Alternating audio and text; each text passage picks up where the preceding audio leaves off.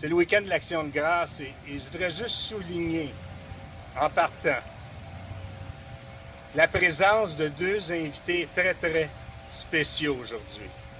Two very special guests are with us today. Mr. Bill Ross, Mr. Fred Harris. Faites a beating.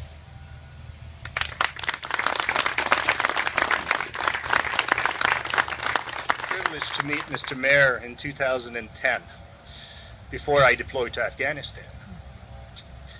And at that time, I made him a promise. I said, when I come back, I'd like to form a committee and build a cenotaph for the city of Beaconsfield, to honor the men and women that have served and sacrificed. Right here, this cenotaph should be in Beaconsfield. And I am, with the help of my committee, delivering and executing on this promise today. It's a great day. Very pleased to be here on behalf of the Minister, Julian Fontino, and represent him at this particular activity. It was over a year ago. I met in a coffee shop. I had a call.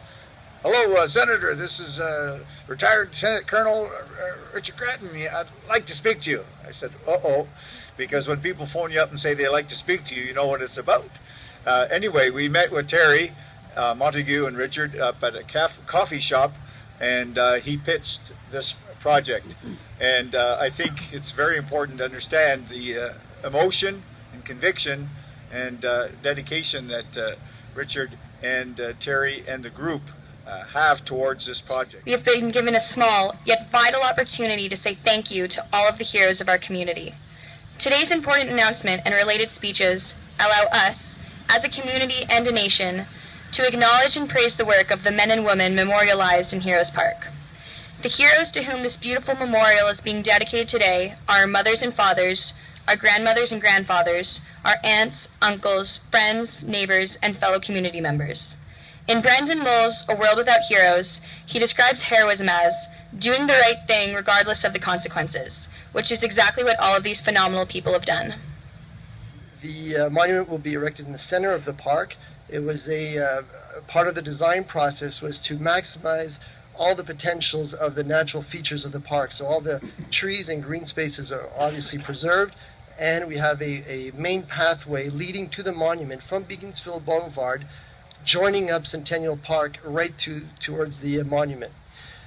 The main focus of the park as well was to create a space that will provide an area for people to reflect, an area of contemplation, and a space that its function will not only be to be used during official ceremonies, but an area where residents of Beaconsfield and other residents will be enticed to come in and discover progressively all the special features of the park.